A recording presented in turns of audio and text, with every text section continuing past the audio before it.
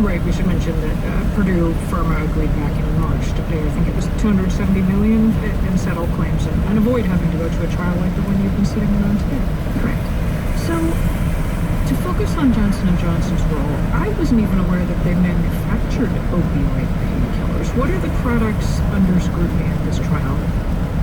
Yeah, so it's interesting. There's actually two separate businesses that they're looking at from the company. The first is that they actually owned two businesses that they sold by 2016 that processed Tasmanian poppies into narcotic raw materials, and then they also had a company that turned those into active pharmaceutical ingredients that they used, I believe, for their own drugs as well as other companies. So the state says that through that, they essentially had a role in all opioids that were hitting the market. But then separately, they also have two of their own products. One is a fentanyl patch called Duragesic that they launched in 1991, and they still make it, but they don't actively market it. And the second is called Nucinta, and they had a few versions of that, and they sold their interest in it by 2015. As we just heard, the case that Oklahoma is making is a public nuisance case. How unusual is that as the legal strategy to sue a major pharmaceutical company? It's fairly unusual. Public nuisance has been used in many other contexts with mixed results, but the state said earlier today that just because it hasn't been used in a case like this before doesn't mean that it can't be used now. So they're already trying to preempt the company's arguments that will say this is not the use of public nuisance. It's used more for an overgrown shrub or a loud neighbor that is causing nuisance and making it so that your property is less valuable and that kind of thing. So it's definitely a unique and novel approach, and it'll be interesting to see what kind of case law might come of this. And how exactly Johnson & Johnson attorneys go about trying to counter this case in court. What is at stake for Johnson & Johnson in this trial? Yeah, so Johnson & Johnson faces quite a few litigation matters over various drugs and products of theirs, so this kind of territory is nothing new for them, but somewhat robust set of lawsuits that they're challenging. So this case, as we've said, is the first of a couple thousand of lawsuits that various jurisdictions have brought against pharmaceutical companies.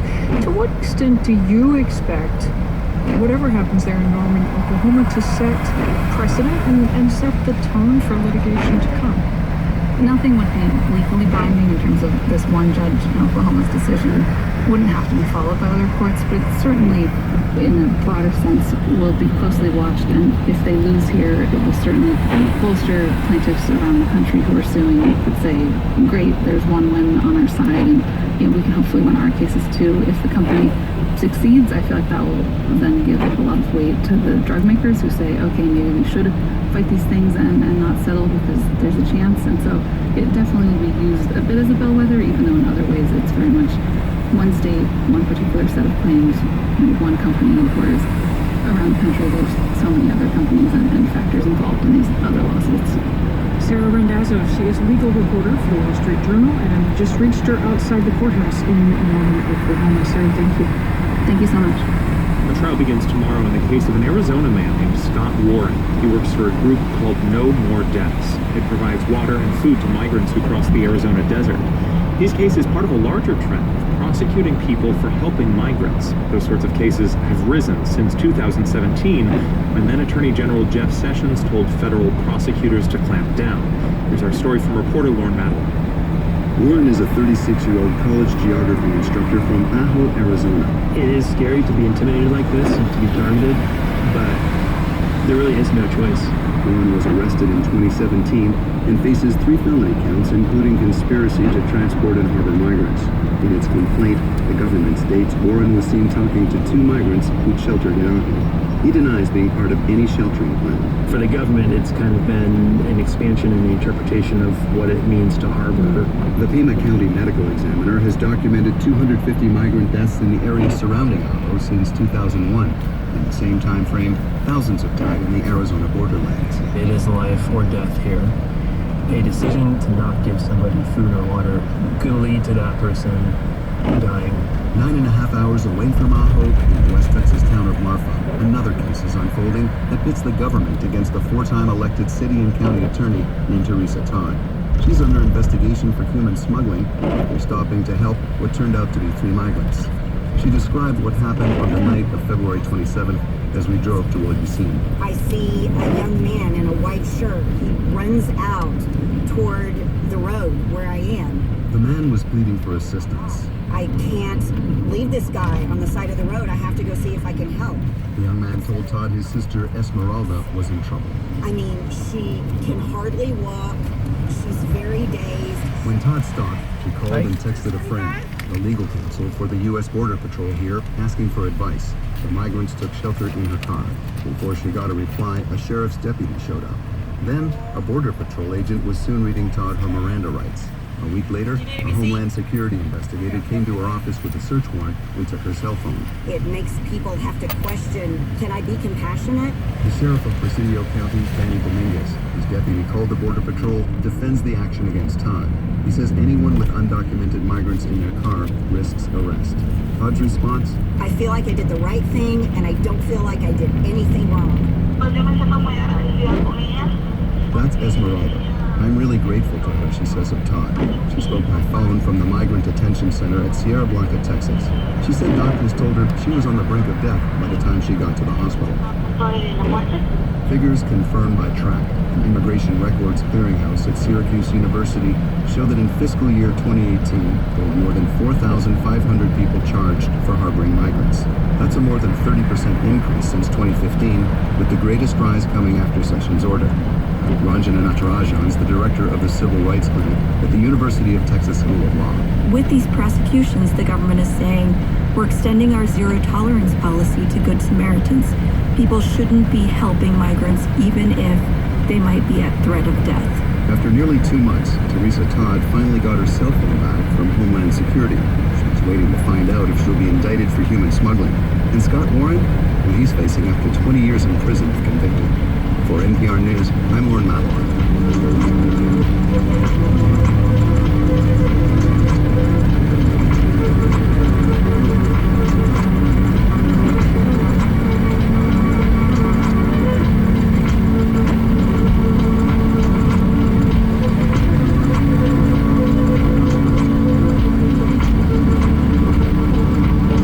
You're listening to All Things Considered from NPR News. And you're listening to All Things Considered on Maine Public Radio. Ahead on the program, anti-Semitism is on the rise in Germany, and a government official has recommended that Jews exercise caution when wearing a kippah or skull cap. That story in a few minutes. All Things Considered is made possible by your support and by St. Mary's Health System Orthopedics, helping patients live their best lives in motion. Online at findabonedoctorme.org. Costa Maine, dedicated to crafting wicked organic compost, soils, and fertilizers since 1996, coastofmaine.com, and the Maine Bureau of Agriculture, connecting people with Maine farmers and real Maine foods, getrealmaine.com.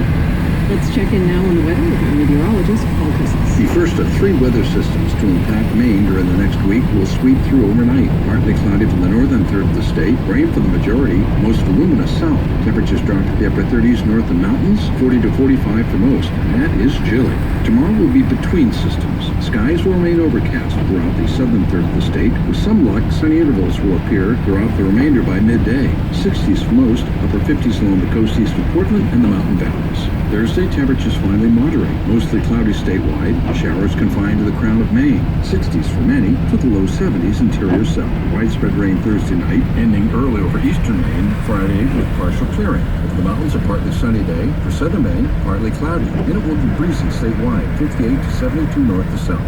This is meteorologist Paul Cousins. I'm Meghna Chakrabarty. Coming up on the next On Point, the Trump administration and an attack on climate science. We'll talk with the New York Times reporters who say the administration is moving to undermine the very science on which climate change policy rests. Plus, Scott Pelley says he lost his anchor job at CBS News after complaining about a hostile work environment. He'll join us. That's coming up on the next On Point from NPR. On Point live tomorrow from 10 to noon on Maine Public Radio. It's 20 minutes after 4. Support for NPR comes from this station and from Paramount Pictures with Rocket Man, a musical journey through Elton John's breakthrough years, starring Taron Egerton, in theaters Friday. From Trader Joe's, where new products arrive in stores weekly, and new episodes of the podcast Inside Trader Joe's arrive online occasionally, at Apple Podcasts and where podcasts are found. More at traderjoes.com.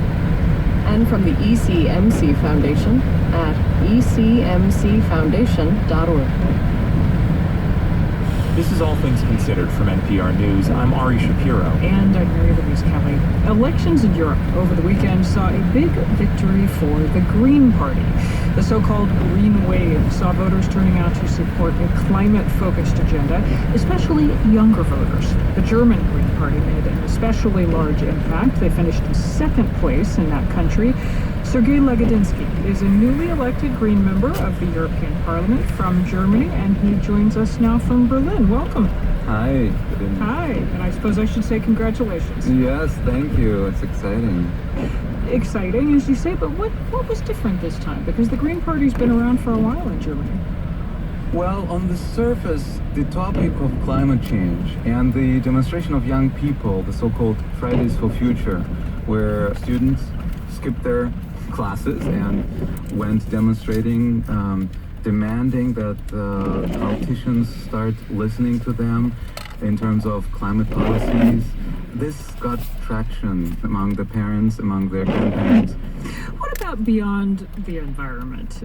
Because your platform goes well beyond just issues of climate. What else do you stand for? Well, having a clear attitude against racism, for diversity, not flirting with populist parties, but confronting them.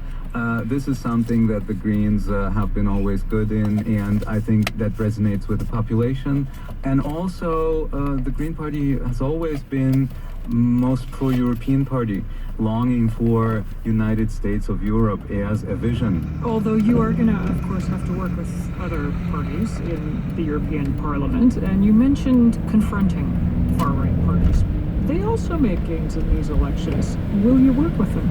No. If you mean the populist parties, the authoritarian parties, this is something where we cannot imagine working with them. But we can work with conservatives, the European People's Party, so basically the party of Merkel. Those are not our natural enemies.